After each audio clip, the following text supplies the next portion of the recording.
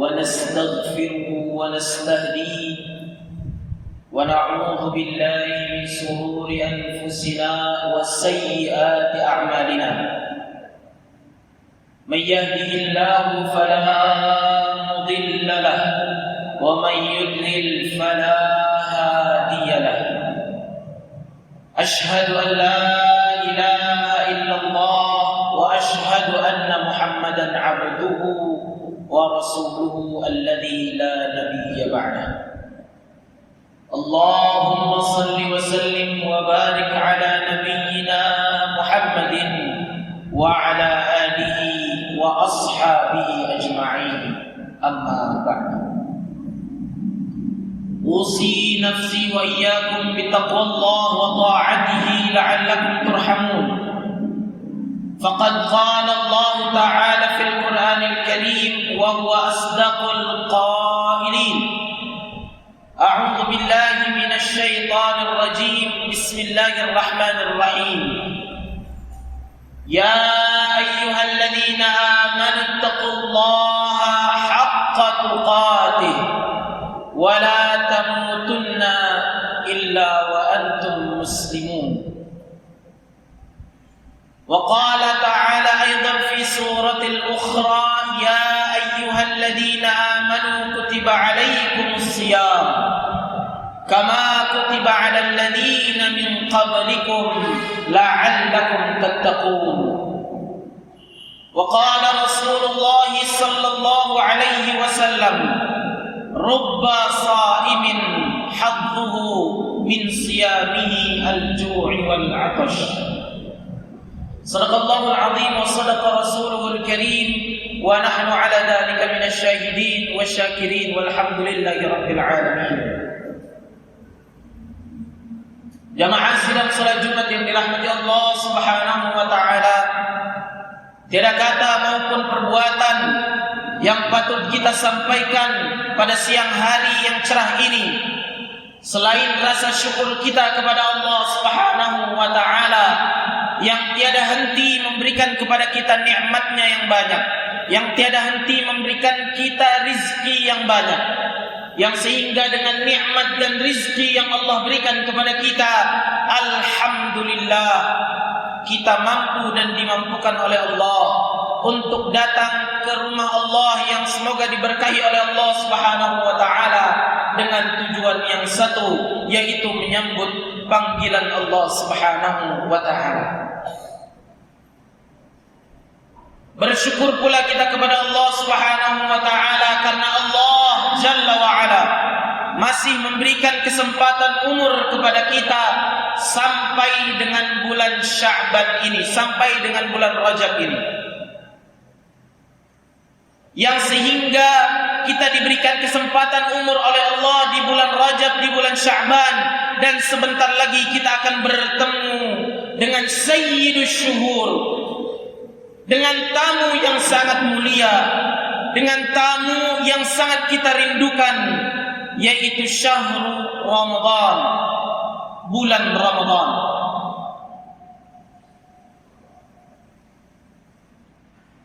Haruslah sudah menjadi kewajiban kepada kita selaku hamba Allah yang tiada henti diberikan nikmat kepada Allah, sehingga tahun ini kita berpeluang bertemu kembali dengan bulan suci Ramadan, dan semoga Allah sampaikan kita semua kepada bulan Ramadan. Amin ya rabbal alamin. Salawat serta salam semoga tetap tercurahkan kepada baginda besar Nabiuna Muhammad sallallahu alaihi wasallam dan juga kepada para sahabatnya, tabi'in, tabi'at, thumma al-amthal fal-amthal.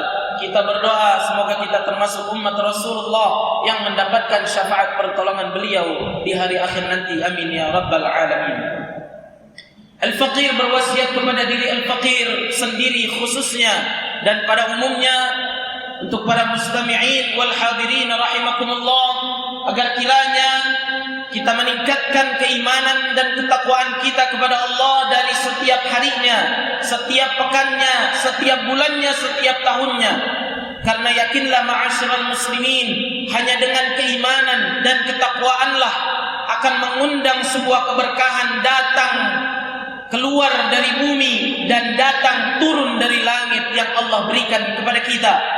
Dan yakinlah ma'asyiral muslimin, hanya orang-orang yang beriman, hanya orang-orang yang bertakwa kepada Allah yang akan mendapatkan kebahagiaan di hari akhir nanti dan di kehidupan yang abadi, yaitu kehidupan akhirat nanti. Ma'asyiral muslimin rahimani wa rahimakumullah. Tentu kita tidak ingin melewatkan hari-hari Ramadan kita nanti tanpa adanya upaya dan juga usaha agar ketika keluar dari bulan Ramadan kita mendapatkan gelar al-muttaqin yang Allah sematkan kepada kita, gelar takwa yang Allah berikan kepada kita. Tetapi ma'asyiral muslimin, untuk mendapatkan ketakwaan yang akan Allah berikan bukanlah perkara yang mudah. Kita harus memahami dan meyakini ibadah puasa yang nanti akan kita lakukan bukan hanya sekedar menahan lapar dan dahaga saja.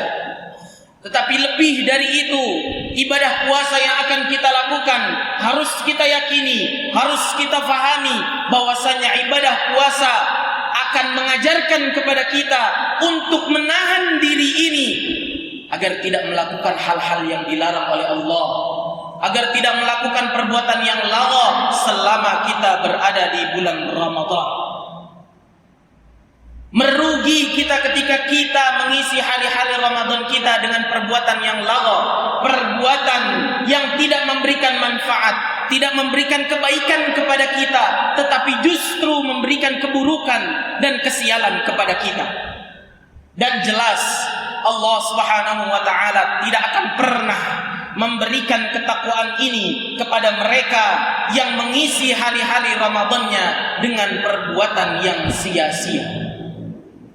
Dan orang-orang yang seperti inilah adalah orang-orang yang digambarkan oleh Rasulullah dalam hadisnya yang diriwayatkan oleh At-Tabrani dalam kitab Al-Kabir, rubba sha'imin hadduhu min siyamihi al-ju'i wal 'atash. Kebanyakan orang-orang yang berpuasa di bulan Ramadan tidak mendapatkan pahala puasanya selain hanya mendapatkan lapar dan dahaga saja. Na'udzubillah, tsumma na'udzubillahi min dzalik. Ma'asyiral muslimin, jamaah sedang salat Jumat yang dirahmati Allah.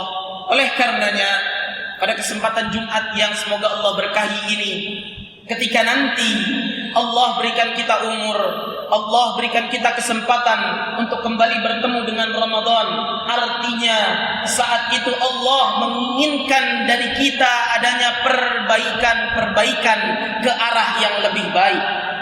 Perbaikan keimanan, perbaikan ketakwaan, perbaikan ibadah, perbaikan kedekatan kita dengan Al-Quran, perbaikan akhlak, kita perbaiki semuanya. Yang nantinya perbaikan-perbaikan tersebut akan menjadi persiapan kita untuk bertemu dengan bulan Ramadan. Salah satu yang menjadi konsen untuk kita perbaiki ma'asyiral muslimin, yang pertama adalah memperbaiki keimanan kita dan akhlak kita. Sebagaimana yang kita ketahui bahwasanya Ramadan merupakan syahrut tarbiyah, bulannya pendidikan. Pada bulan Ramadan nanti Allah Subhanahu wa taala mendidik kita hambanya agar menjadi syakhsiyah yang berakhlakul karimah, menjadi pribadi yang semakin kuat imannya kepada Allah dan semakin baik akhlaknya kepada manusia yang lain.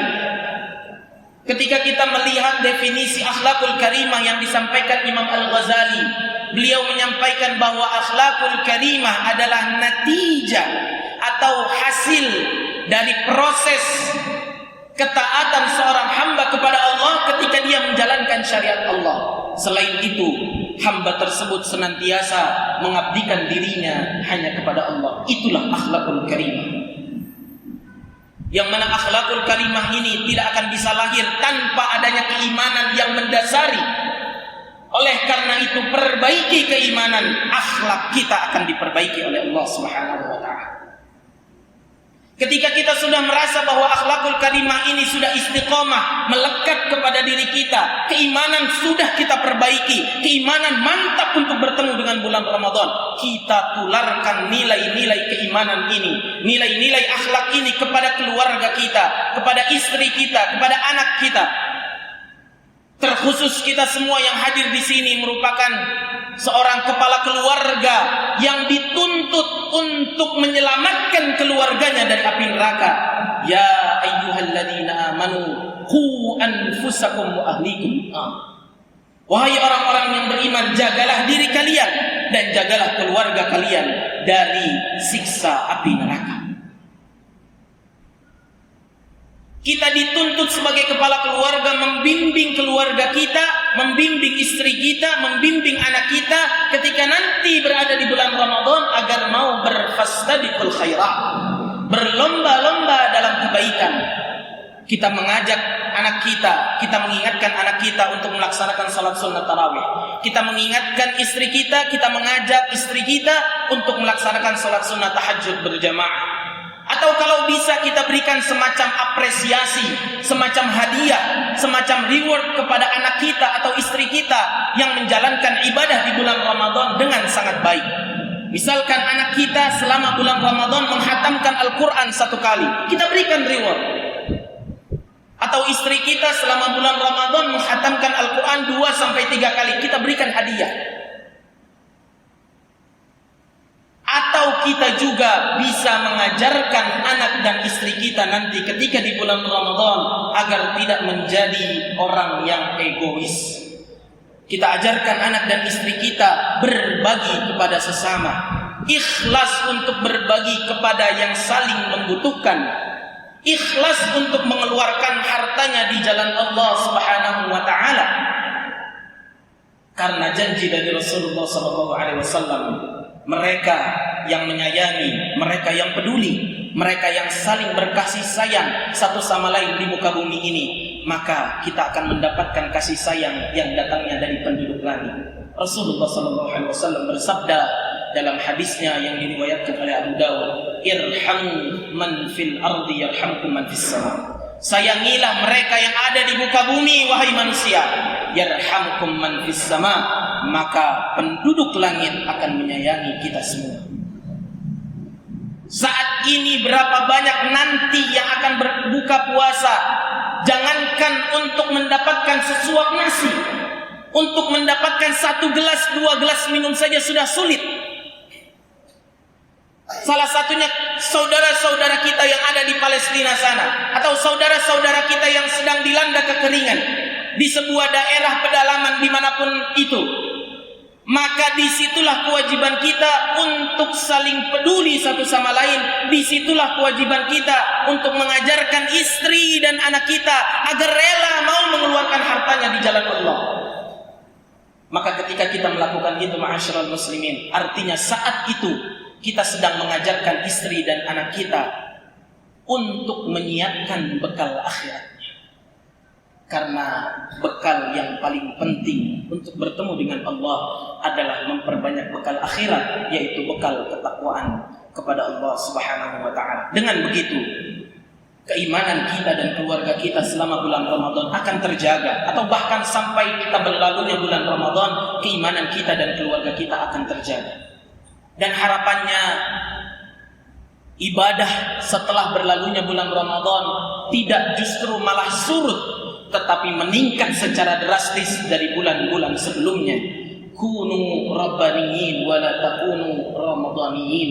Jadilah hamba Allah yang sebenarnya, yang beribadah tidak mengenal bulan, tidak mengenal hari, tetapi beribadah kapanpun ketika Allah perintahkan, beribadah kapanpun ketika Allah panggil. Bukan malah beribadah hanya di bulan Ramadan, dan ketika Ramadan berlalu ibadah kita menjadi turun kembali. Na'udzubillah, tsumma na'udzubillah min dzalik. Ma'asyiral muslimin rahimani wa rahimakumullah, perbaikan yang terakhir yang perlu kita perhatikan adalah kedekatan kita dengan Al-Qur'anul Karim. Kedekatan kita dengan Al-Qur'anul Karim adalah sesuatu yang harus ada di bulan suci Ramadan. Orang yang membaca, orang yang memahami, orang yang mentadabburi dan mengamalkan Al-Quran akan mendapatkan banyak keutamaan, akan mendapatkan banyak pahala, akan mendapatkan fadilah yang banyak dari Allah Subhanahu wa taala. Al-Faqir mengambil salah satu contoh hadis dari Rasulullah sallallahu alaihi wasallam Man qara'a harfan min kitabillahi falahu hasanah wal hasanatu bi asyri amsalha. Barang siapa yang membaca Al-Quran maka dia akan mendapatkan satu kebaikan. Satu kebaikan itu akan dikalikan oleh Allah 10 kebaikan. La aqulu alif lam mim harf, walakin alifun harf wa lamun harf wa mimun harf. Alif lam mim itu bukan satu huruf. Alif itu satu, lam itu dua, mim itu tiga. Artinya ketika kita hanya membaca alif lam mim di dalam Al-Quran, 30 kebaikan ma'asyiral muslimin yang akan kita dapatkan. Apalagi nanti ketika di bulan Ramadan, semua ibadah pahalanya akan dilipat gandakan oleh Allah. Berapa banyak kebaikan yang akan kita dapatkan dari Allah ketika kita dekat dengan Al-Quran, ketika kita membaca Al-Quran, ketika kita mentadabburi Al-Quran, dan khususnya kita mengamalkan isi dari Al-Quran. Ingat ma'asyiral muslimin, salah satu syarat mendapatkan syafaat dari Allah adalah dengan kita istiqamah membaca Al-Quran. Iqra'ul Quran fa innahu ya'ti yaumal qiyamati syafi'an li ashabi. Bacalah Al-Quran karena Al-Quran nanti datang pada hari kiamat menjadi syafi'an, penolong li ashabi, bagi ashabnya, bagi keluarganya. Dan yang disebutkan keluarga Al-Quran adalah mereka yang membaca, mentadabburi dan mengamalkan Al-Quran. Barakallahu li wa lakum wa nafa'ana wa iyyakum bima fihi min al-ayati wa dzikril hakim wa taqabbal minni wa minkum tilawatahu innahu huwal ghafurur rahim.